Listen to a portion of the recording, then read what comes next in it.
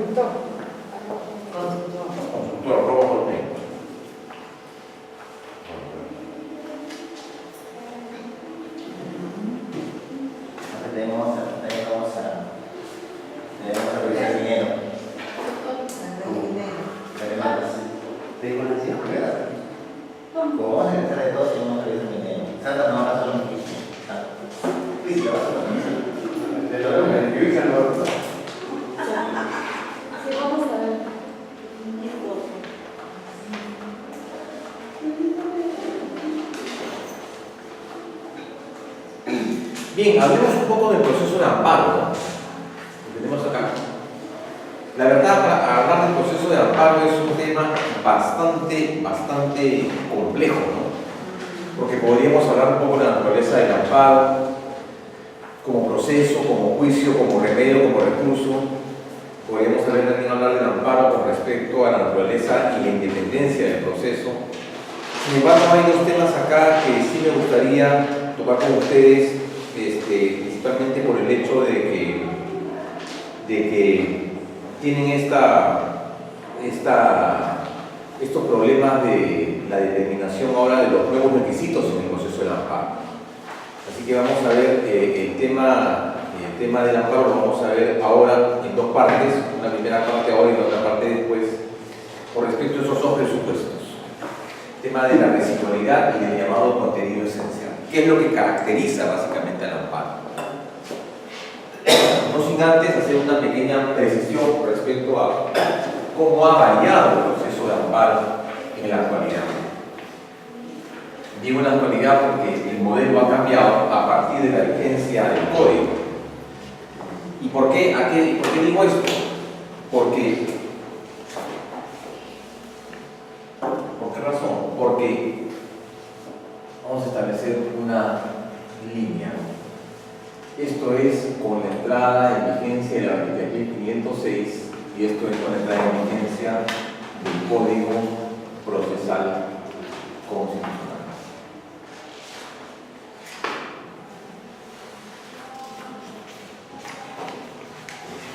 ¿De qué manera ha cambiado el amparo?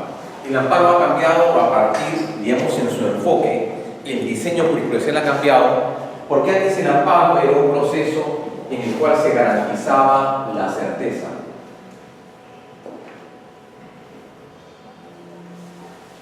Ahora se garantiza, ¿qué cosa? La probabilidad. Certeza versus probabilidad.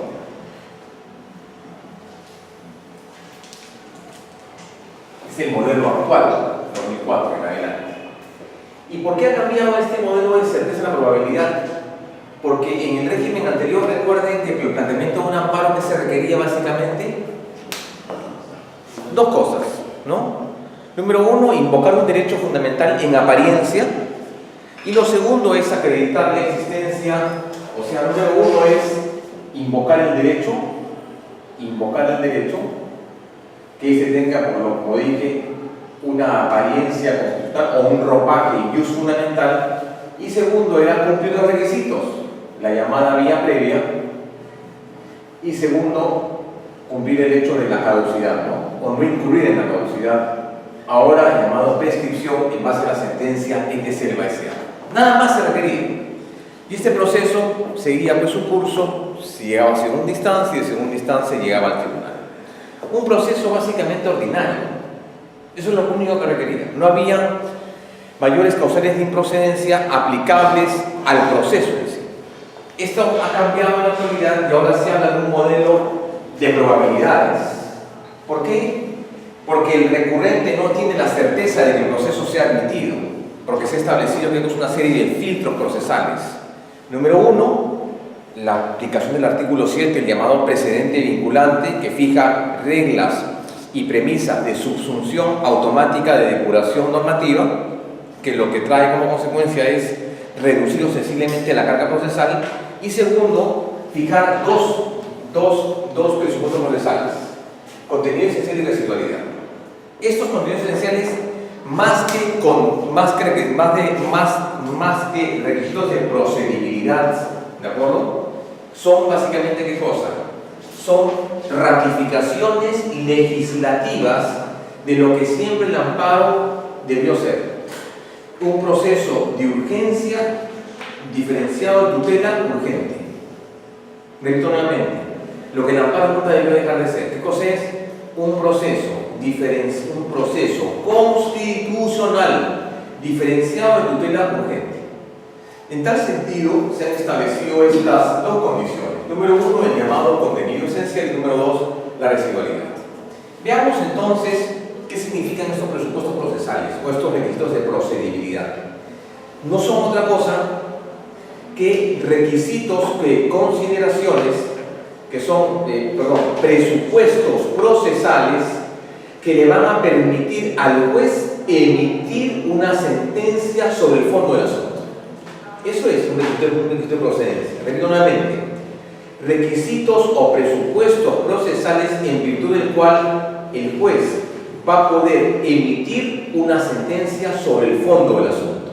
En última ratio, que esta decisión tenga condición de cosa juzgada. Ahora, el contenido esencial y la residualidad ya han estado presentes en distintos momentos en la jurisprudencia. El contenido esencial, en específico, lo vamos a encontrar ¿en dónde?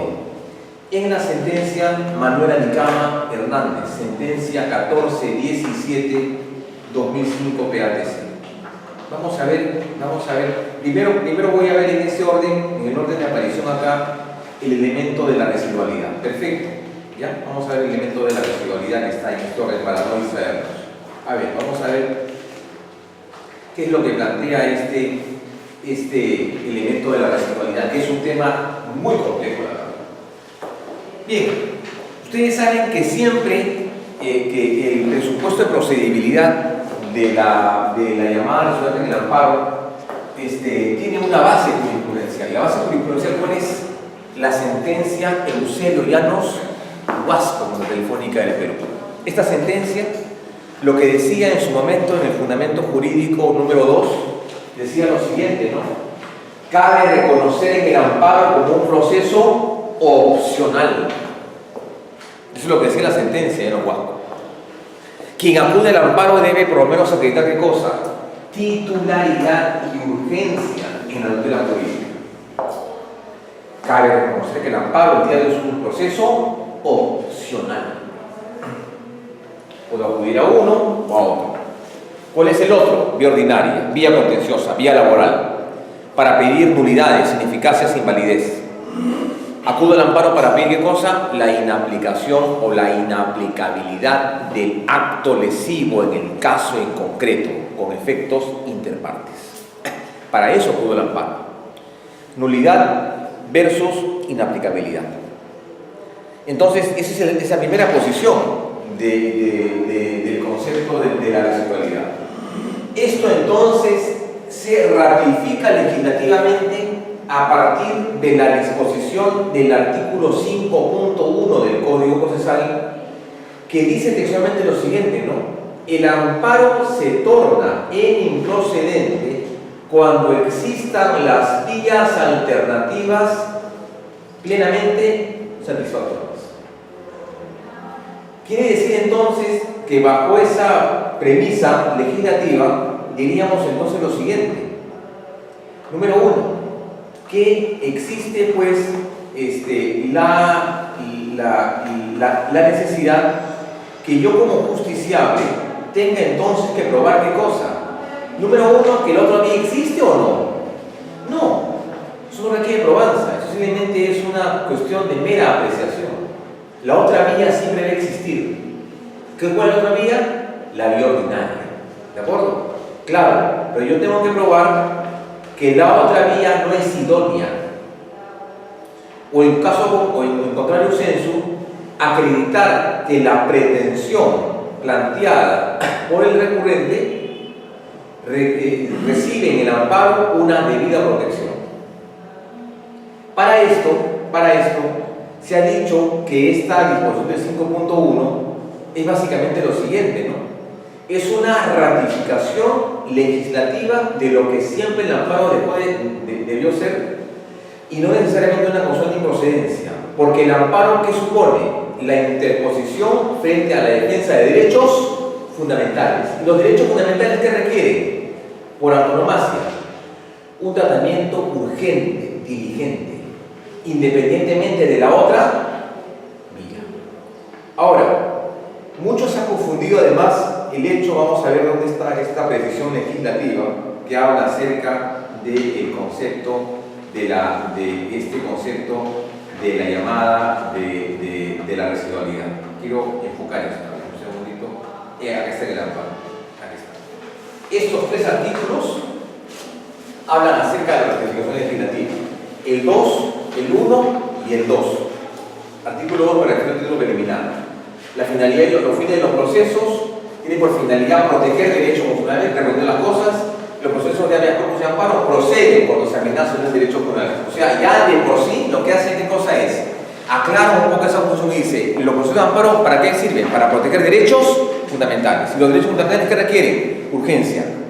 La tutela urgente diferenciada. O sea, está ya, digamos, sobreentendido que es una ratificación legislativa. Sin embargo, ya cuando se plantea este escenario legislativo, se habla acerca del artículo 5, ¿no? Aquí está. 5.1. 5.2. Existan vías procedimentales específicas y normas satisfactorias para la protección del derecho amenazado o vulnerado, salvo en materia de cuerpos. Quiere decir entonces que yo en este caso dice existan vías alternativas satisfactorias. ¿Pero de qué condición? ¿Satisfactorias o plenamente satisfactorias? ¿Satisface o satisface plenamente? La otra vía debe ser una vía satisfactoria plena. ¿Plena en qué términos? Sentencias, demandas, excepciones, cuestiones probatorias, medidas cautelares y demás. Todo debe favorecer, debe causar una llenura en el demandante que acude al amparo para proteger ese derecho. De tal forma que el amparo resulte ineficaz y inoficioso cuando exista la otra vía. Bien, pero ¿cuál es el criterio para determinar la otra vía? La otra vía, ojo, siempre debe ser entendida como una vía judicial, no administrativa. ¿De acuerdo? Una vía judicial, no administrativa. ¿De acuerdo? Primera precisión del tribunal. Además, cuando se habla del concepto de la residualidad, se habla también del concepto de la definitividad. Contrario al concepto de la opcionalidad, y además este concepto de la excepcionalidad, digamos, se enmarca en un proceso social, que es un proceso de urgencia, la última ratio. El proceso de amparo es residual y por tanto excepcional y por tanto definitivo. ¿Sí? No es opcional. Cuando yo hablo digo este es un proceso excepcional, el concepto de la excepcionalidad va en contra de la alternatividad. ¿Qué quiere decir? Yo puedo plantear un amparo contra lo resuelto en un contencioso, pero no puedo plantear un contencioso y hacer lo contrario, quiere decir, plantear un amparo y contra lo resuelto en el amparo plantear ¿qué cosa? Un contencioso. Eso no puedo hacer. No puede ser ni sucesiva ni simultánea. O planteo un amparo o un contencioso. Pero no puede ser, repito, ni sucesiva ni simultánea. Regla general. Segunda regla general. La primera, ¿cuál es? Se entiende que la vía siempre es una vía judicial, no administrativa. Al respecto, algunos consideran, ustedes conocen, deben conocer esto mejor que yo, que el hecho que el código establezca esta situación de la residualidad en el amparo significa entonces una regla de exclusión o una regla de ratificación. De exclusión en el sentido que hay determinadas situaciones que deberán verse en otra vía por razón de la acusación probatoria, y de ratificación en el sentido que los procesos constitucionales ¿qué cosa defienden? Derechos fundamentales. Independientemente de esa disposición, y ahí va una excepción general, ¿qué es esto? Imagínense que hay un señor que tiene 90, 95 años y tiene dos vías, ¿no? La vía contenciosa y la vía del amparo. La pregunta es, ¿por cuál debería optar el señor? A la restitución de una pensión, digamos. El señor se irá cortado la pensión. ¿Cuál debería optar? Sí, pues, pero ¿qué te dice el código? Existe la vía contenciosa, ¿no?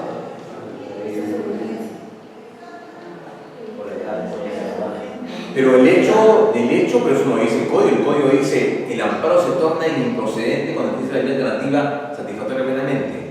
¿Y cuál sería esa satisfacción procesal? La posibilidad de que la otra vía declare nulidades, ¿no? Entonces, en este caso, ¿cuál sería la opción? El amparo, ¿no?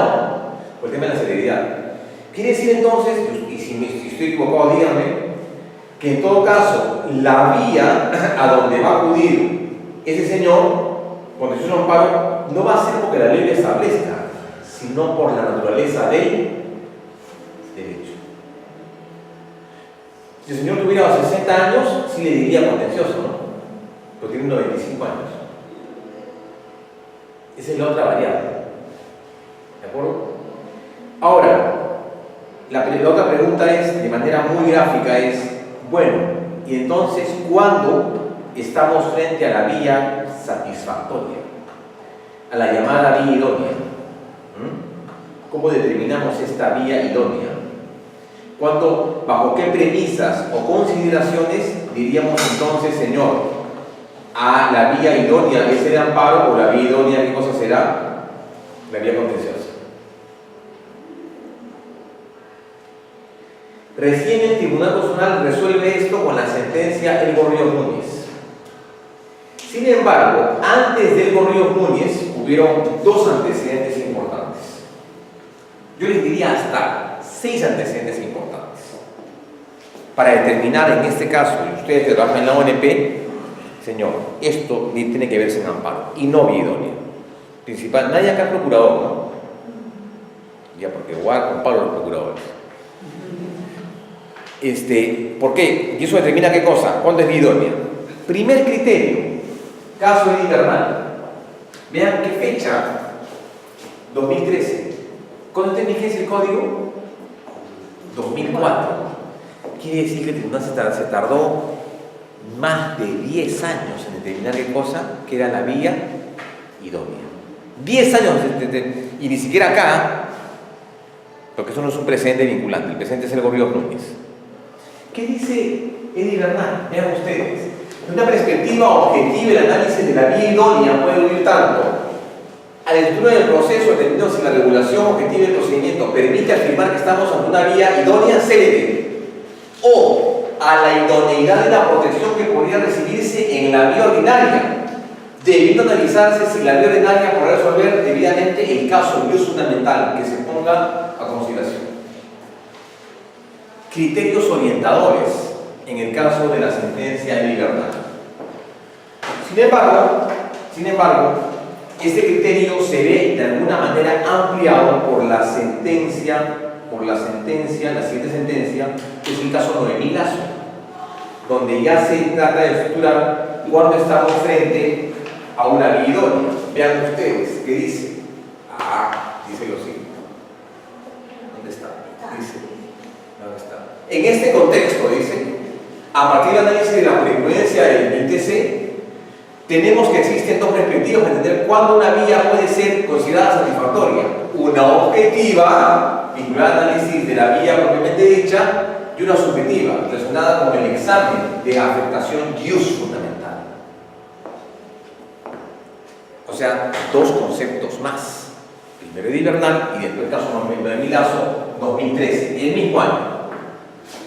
En su momento, el Poder Judicial, con la finalidad de zanjar esto, elabora una resolución del 30 de octubre del año 2008, en la que también precisa esto. Aquí está el criterio del Poder Judicial, pero lamentablemente no fue vinculante. ¿Qué requiere? Irreparabilidad, probanza, análisis del trámite previsto y una evaluación acerca de la inminencia del pedido sobre el derecho invocado. Esto obviamente no se aplica en los procesos de amparo constitucional porque son criterios del Poder Judicial, más no del Pleno del Tribunal. ¿Sí? Esto motivó entonces una pregunta, ¿no? ¿Cuándo estamos frente a una vía idónea? ¿Cuándo?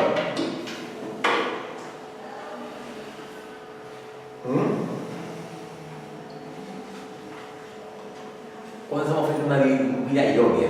¿Cómo determinamos la existencia de la vía idónea? ¿Un comentario?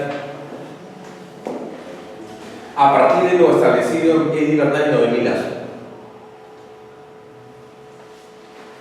¿la vía idónea tiene que analizarse en el caso en concreto o en abstracto?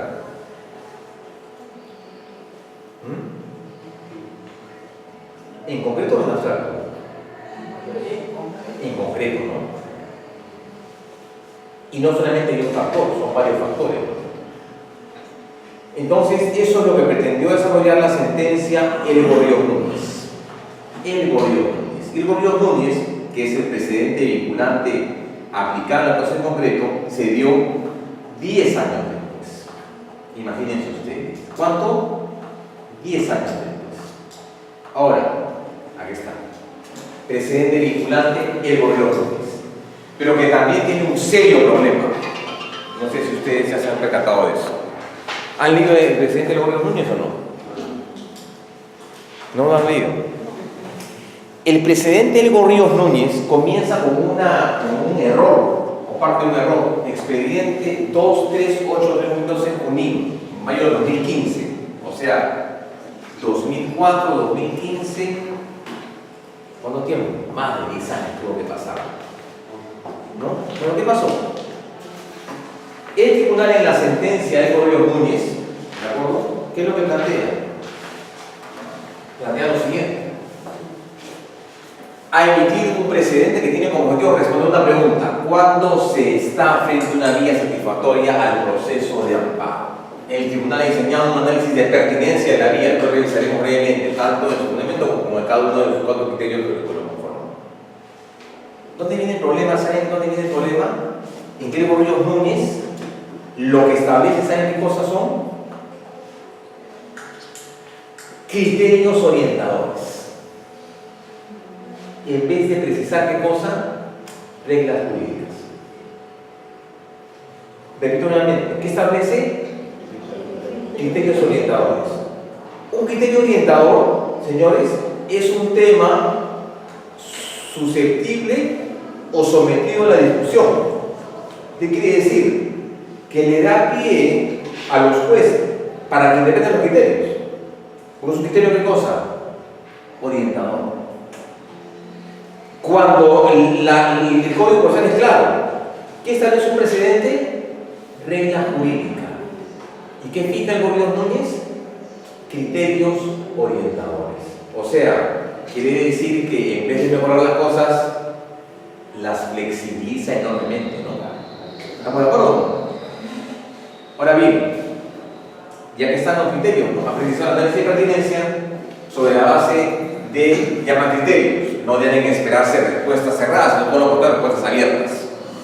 En 4 criterios, 4 reglas. Las 4 reglas toman en cuenta importantísimas efectos de derivada.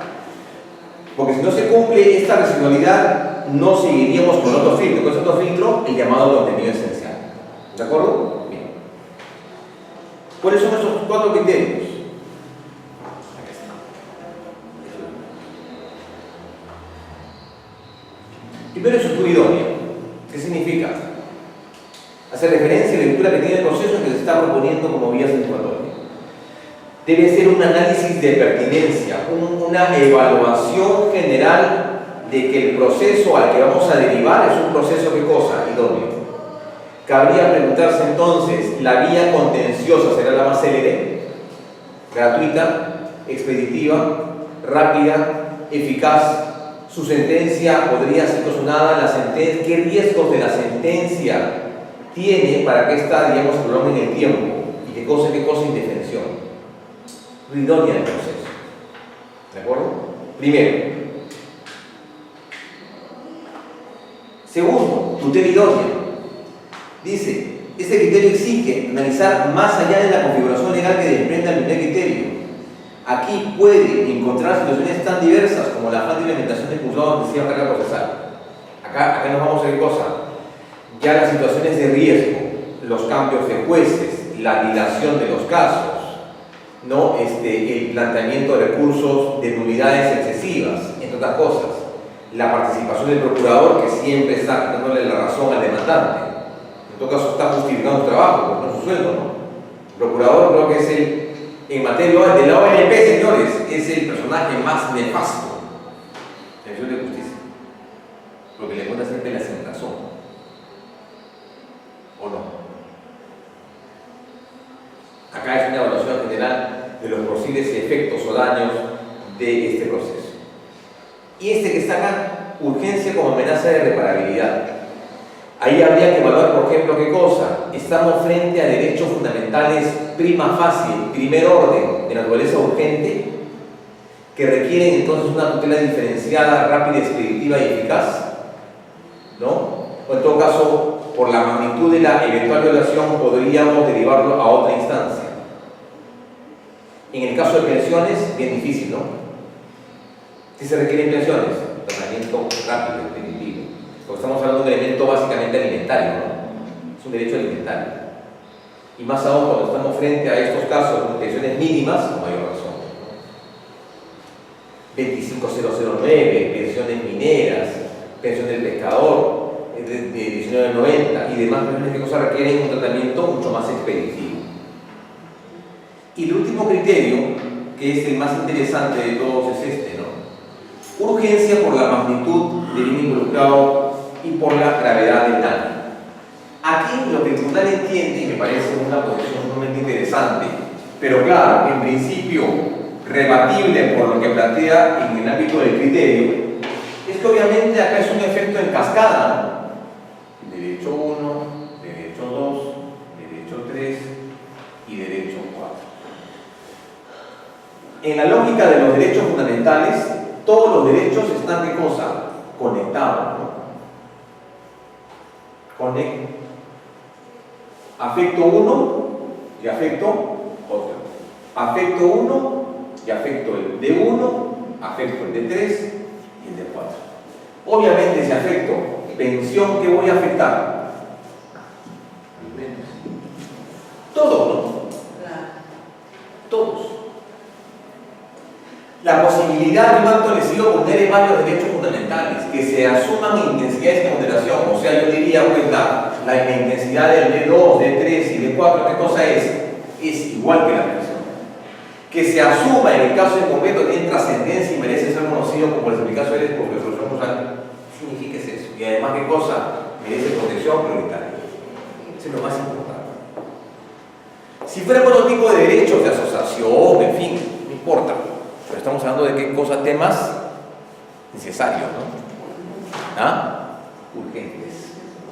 Así que esa es un poco la visión del tribunal con respecto a la llamada vía al tema de la residualidad, sentencia Elgo Ríos Núñez. Importante tomar en cuenta, señores, ¿eh?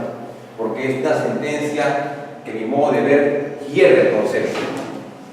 No es regla jurídica, la cosa es criterio orientador. En materia del contenido esencial, la sentencia clave, ¿no? La STC 141705 PATC. Tuve la suerte de conocerlo al señor Manuel Achicama Hernández hace muchos años, en Chiclayo, hace como unos 8 años. Estaba en una charla en Chiclayo, me acuerdo, y el señor, en ese momento estaba en un editorio lleno, y el señor Achicama Hernández estaba al final. Me dijo, una pregunta, señor. Yo no sé ustedes con qué derecho, todas las clases de derecho constitucional me citan. Estoy cansado de eso. Claro, en esa época puede ser una cita obligatoria, ¿no? En materia de pensiones. Y después el señor se me acercó, era un gusto conocerlo.